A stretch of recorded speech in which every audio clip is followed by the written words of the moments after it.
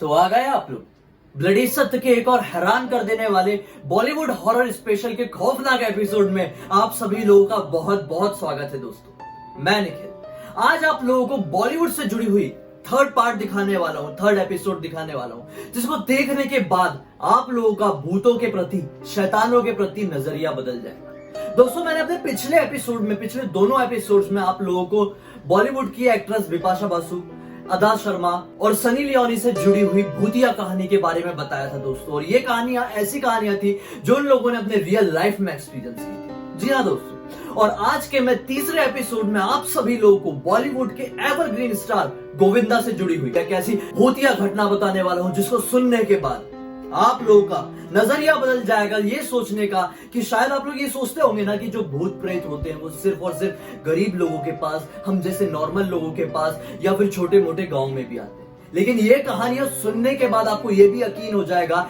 कि भूत प्रेत सिर्फ छोटे मोटे लोगों के पास ही नहीं बल्कि बड़े बड़े सेलिब्रिटीज के पास भी जाते हैं, बड़े बड़े शहरों में भी जाते हैं। और यहां तक इंडिया के भूत प्रेत क्या, फॉरेन के भूत प्रेत भी हम लोगों को डराने की कोशिश करते हैं दोस्तों। वो कुछ मैसेज कन्वे करने की कोशिश करते हैं। ऐसी ही एक खौफनाक घटना हुई थी गोविंदा के साथ और बॉलीवुड के आज के एक्टर वरुण धवन के साथ। अगर आप लोगों को ये दोनों के बारे में कहानी जानना है तो बने रहिए अंत तक। मन में कुछ बात हो तो इंस्टाग्राम में डीएम कर देना। इंस्टाग्राम की लिंक अपने वीडियो के डिस्क्रिप्शन बॉक्स में डाल दिया हूँ। ये कहानी है आज से कई साल पहले, तकरीबन 20 या 25 साल पहले की।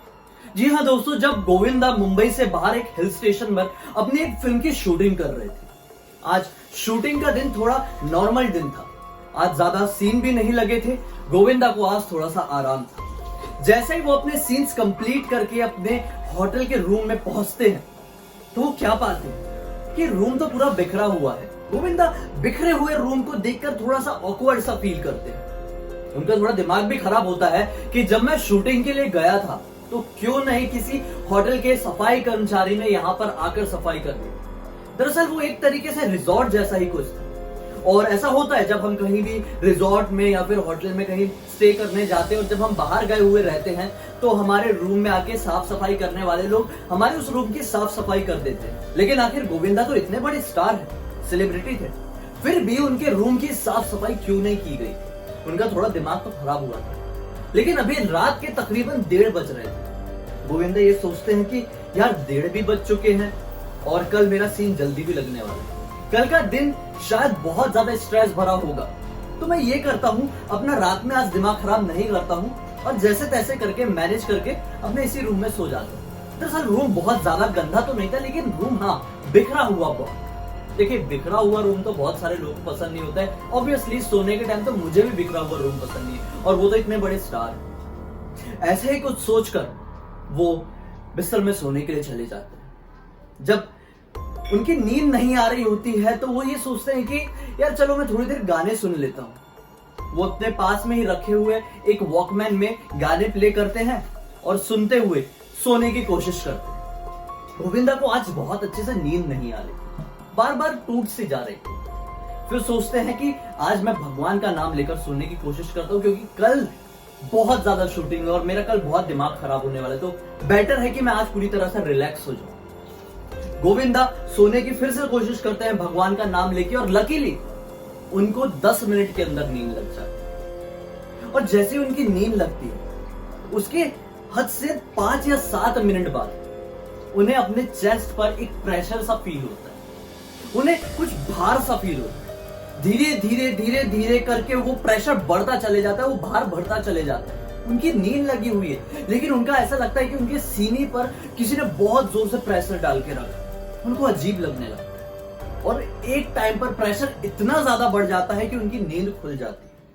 जैसे उनकी नींद खुलती है तो वो क्या पाते हैं कि उनके सीने के ऊपर एक बूढ़ी औरत बैठी हुई है, अपने पूरे सफेद बाल खोल के, सफेद साड़ी में, उसके दोनों दांत ऐसे बाहर निकले हुए हैं, आंखें पूरी लाल खून की तरह है, एक आंख से खून बह रहा है और आधा चेहरा जला हुआ सा है। गोविंदा को थोड़ा सा बहुत अजीब सा लगता है, एक्चुअली थोड़ा सा नहीं, और फिर वो कोशिश करते हैं उसे धक्का देने की, लेकिन नहीं दे पाते हैं। वो औरत उनका गला दबाने को आ ही रही होती है और फिर वो उठकर अपने बेड के बाजू में लगा हुआ लाइट चालू करने की कोशिश करते हैं। पहली बार में लाइट चालू नहीं होता है। फिर से वो दूसरी तरफ का लाइट चालू करने की कोशिश करते हैं, लेकिन उनका हाथ वहां तक नहीं पहुंच पाता है। फिर पूरी ताकत लगा के भगवान का नाम लेके वो दूसरी तरफ की लाइट ऑन करते हैं और वो क्या पाते हैं कि जो औरत अभी अभी उनके चेस्ट के ऊपर बैठी थी वो पूरी तरह से डिसअपियर हो गई, गायब हो गई है। गोविंदा शॉक्ड हो जाते हैं कि मेरे साथ क्या हुआ है। उन्हें कुछ नहीं सूझता है, अपनी कार की चाबी उठाते हैं और ड्राइव करते हुए 4 घंटे की ड्राइव करते हुए सीधे मुंबई आ जाते हैं। कुछ नहीं सोचते, ना ही किसी से कुछ बोलते हैं, सिर्फ मुंबई में आकर अपने घर पे ही रुकते हैं। ये वाक्य गोविंदा के जिंदगी में एक बहुत बड़ा बदलाव लेकर आया। दरअसल गोविंदा कभी भी इन सब भूत प्रेत जैसी चीजों पर बिल्कुल भी विश्वास नहीं करते, लेकिन जब उनके साथ ये हिल स्टेशन के रिजॉर्ट के एक होटल रूम में उनके साथ ये किस्सा बीता ना, तो उनका नजरिया बदल गया, उनकी सोच बदल गई। आज इस वाक्य को तकरीबन 25 साल बीत चुके हैं, लेकिन आज भी जब भी गोविंदा ये किस्से को याद करने की कोशिश करते हैं, ये वाक्य को वापस से इमेजिन करने की कोशिश करते हैं ना, तो आज भी वो कांप जाते हैं, उनके रोंगटे खड़े हो जाते हैं। दोस्तों, कई इंटरव्यूज में गोविंदा ने यह बोला है कि मैं उस रात को भूलकर भी याद नहीं करना चाहता। उस दिन मैं रात के 2:30-3 बजे इतना ज्यादा घबरा गया था, उन्हें ऐसा लगने लगा था कि उनकी ये जिंदगी का आखिरी रात होने वाली है, और वो वहां से अपनी जान बचाकर ऐसे भागे थे कि सीधे 4 या 5 घंटे बाद घर पर पहुंचने के बाद ही वो रुके थे, और तभी उन्हें सुकून मिला था कि हाँ, मैं सही सलामत हूं। फिर वापस से सब कुछ मैनेज करके वहां पर गए और अपनी शूटिंग कंप्लीट करते, लेकिन हाँ, वो फिर उस रिजॉर्ट में नहीं रुकते, उन्होंने अपना रिजॉर्ट ही चेंज कर दिया। वो कौन औरत थी, उनका रूम किस तरह से ये बिखरा हुआ था, और इनके साथ उस रात क्या हुआ था, इसका जवाब आज तक उन्हें कोई नहीं दे पाया, और शायद ही कोई दे पाएगा। ये सब तो चलो ठीक है, उन्होंने आंखों से देखा था। कभी कभी ऐसा होता है, हाँ, ये बुरा सपना हो सकता था, या फिर ये स्लिप पैरालिसिस जैसी चीज हो सकती थी, लेकिन असली खौफ का चेहरा मैं आप लोगों को दिखाता हूं। जब गोविंदा दरअसल अपने ये सब वाक्य के बाद जैसे उठे थे ना, जैसे वो लाइट ऑन किए थे, उनके ऊपर जो बैठी हुई थी औरत वो वहां से भागती है, तो उनको क्या दिखाई देता है? जो उनका बिखरा हुआ रूम था ना, अभी से मुश्किल से 10 मिनट पहले जब उनकी नींद लग रही थी, पूरा रूम जो बिखरा हुआ था ना, वो रूम पूरी तरह से सेटल्ड हो चुका था, अरेंज हो चुका था, साफ हो चुका था। कैसे? 10 मिनट के अंदर ऐसा कौन आ गया जो उनका रूम साफ कर दिया? जबकि किसी के भी रूम के अंदर कोई एंटर नहीं कर सकता अगर वो इंसान उस होटल रूम के अंदर है तो। 10 मिनट के अंदर इतना बिखरा हुआ रूम साफ कैसे हो गया? कौन औरत थी जो उनके चेस्ट पर आके बैठी थी? आखिर क्या मैसेज कन्वे करना चाह रही थी? उन्हें कुछ समझ में नहीं आया आज तक, और शायद आप लोगों को भी नहीं आया। मेरा सजेशन आप लोगों को सिर्फ इतना ही है कि अगर आप लोग भी अपनी रियल लाइफ में कुछ ऐसा फील करते हैं ना, तो सिर्फ भगवान का नाम ले, कोशिश करें जहां पर भी है ना, अगर वो आपको कोई होटल रूम है, या फिर आप किसी के घर पर गए हुए हैं, या फिर अपने ही घर पर है, तो अपनी सोने की जगह बदल दे। सोने की जगह बदल देने से ये माना जाता है कि ऐसी चीजों का प्रभाव घट जाता है। कोशिश करें कि नॉर्थ की तरफ, यानी कि उत्तर की तरफ सर रख के बिल्कुल भी ना सोए। साउथ, दक्षिण की तरफ, और ईस्ट मतलब पूर्व की तरफ बेस्ट होता है सर रख के सोना। इसके अलावा कहीं पर भी सोते हैं तो माना जाता है कि नेगेटिव एनर्जी आपके ब्रेन में घुसने की कोशिश करती है, आपके सपनों की दुनिया में घुसने की कोशिश करती है, और सपनों की दुनिया एक रास्ता होता है बुरी आत्माओं को आपकी जिंदगी में आने का।